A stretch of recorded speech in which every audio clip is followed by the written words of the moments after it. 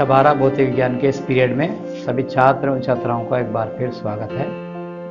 आज भौतिक विज्ञान के अध्याय 12 परमाणु में हम रदरफोर्ड के परमाणु मॉडल के विषय में और उसकी कमियों के बारे में जानेंगे तथा साथ ही बोर के परमाणु मॉडल की संकल्पनाएं भी जानेंगे। तो आइए देखते हैं रदरफोर्ड का परमाणु मॉडल और इसकी कमियां। देखिए, रदरफोर्ड ने परमाणु का एक मॉडल प्रस्तुत किया जिसके अनुसार परमाणु का द्रव्यमान तथा समस्त धनावेश परमाणु के केंद्र पर 10⁻⁻15 मीटर की कोटि की त्रिज्या के नाभिक में केंद्रित होता है। बीच में ही नाभिक है, यहीं पर समस्त द्रव्यमान और धनात्मक आवेश जो है केंद्रित होता है। नाभिक के चारों ओर 10⁻⁻10 मीटर की कोटि की त्रिज्या के खोखले गोले में इलेक्ट्रॉन वितरित रहते हैं। ये दिखाई दे रहा है, इसमें एक प्रतिरूप बनाया गया है उसका। एक रदरफोर्ड ने ये परिकल्पना की, वितरित रहते हैं जिनका कुल ऋणावेश जो है धनावेश के बराबर होता है। ये तो उदासीन परमाणु होता है। रदरफोर्ड ने यह परिकल्पना की कि ये इलेक्ट्रॉन स्थिर नहीं बल्कि नाभिक के चारों ओर विभिन्न कक्षाओं में घूमते रहते हैं। इसके लिए आवश्यक अभिकेंद्र बल इलेक्ट्रॉन तथा नाभिक के बीच स्थिर वैद्युत आकर्षण बल से प्राप्त होता है। नाभिक और इलेक्ट्रॉन के बीच आकर्षण बल रहेगा, क्योंकि ये धनात्मक है, ये ऋणात्मक है, तो इसमें एक आकर्षण बल लगता रहेगा। परंतु रदरफोर्ड परमाणु मॉडल में दो कमियां पाई गई। पहली कमी क्या थी? नाभिक के चारों ओर घूमते इलेक्ट्रॉनों में अभिकेंद्रण होता है। विद्युत गतिज विज्ञान के अनुसार त्वरित आवेश कण ऊर्जा विद्युत चुंबकीय तरंगे, जो विद्युत चुंबकीय तरंगे होंगी ऊर्जा के रूप में, उत्सर्जित करता है। अतः नाभिक के चारों ओर विभिन्न कक्षाओं में घूमते इलेक्ट्रॉन से विद्युत चुंबकीय तरंगे लगातार उत्सर्जित होती रहती हैं या होनी चाहिए। इस प्रकार इलेक्ट्रॉन की ऊर्जा का ह्रास होने के कारण वृत्तीय पथ की त्रिज्या लगातार छोटी होती जाएगी और अंत में इलेक्ट्रॉन जो है नाभिक में गिर जाएंगे और परमाणु का स्थायित्व जो है समाप्त हो जाएगा, जबकि ऐसा नहीं है। दूसरी बात क्या थी? रेखीय स्पेक्ट्रम की व्याख्या के संबंध में। ये स्थायित्व के संबंध में थी परमाणु के, और यह रेखीय स्पेक्ट्रम की व्याख्या के संबंध में।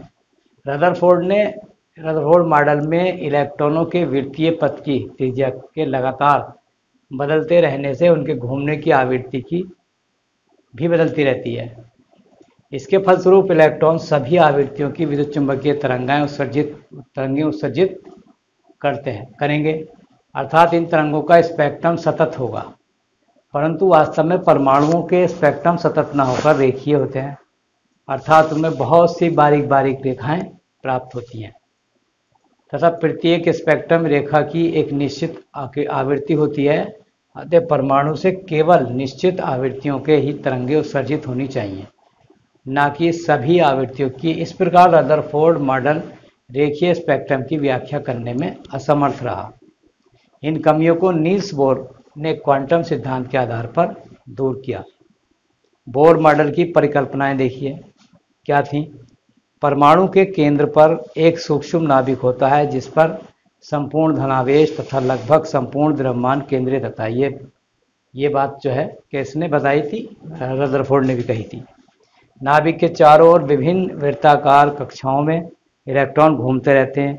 अभिकेंद्र बल वैद्युत आकर्षण बल से प्राप्त होता है। क्या होगा? mv²/r = 1/4πε0 ZE dot into E/r²। ठीक है, ये इलेक्ट्रॉन का आवेश है और ये ZE इसका आ गया जो नाभिक है। क्या हो जाएगा? आप देखिए, इलेक्ट्रॉन केवल उन्हीं कक्षाओं में घूम सकते हैं जिनमें उनका कोणीय संवेग h/2π का पूर्ण गुणज होता है, अर्थात mvr = nh/2π। यहाँ n बराबर जो है 1 2 3 है। इन कक्षाओं को स्थायी कक्षाएं कहते हैं। स्थायी कक्षाओं में घूमते समय इलेक्ट्रॉन ऊर्जा का उत्सर्जन नहीं करते, यद्यपि उनमें अभिकेंद्र त्वरण होता है, अतः परमाणु का स्थायित्व बना रहता है। ऊर्जा का उत्सर्जन नहीं करते स्थायी कक्षाओं में। अस्थायी कक्षाओं से होता है जब इलेक्ट्रॉन ऊंची कक्षा ऊर्जा स्तर E2 से निम्न नीची कक्षा ऊर्जा स्तर E1 में संक्रमण करता है तो hν ऊर्जा का फोटॉन उत्सर्जित करता है। अतः E2 माइनस E1 बराबर hν। न्यू क्या है? फोटॉन की आवृत्ति है, या न्यू इज इक्वल टू हो जाएगा E2 माइनस E1 बटे h। ये बोर का आवृत्ति प्रतिबंध है।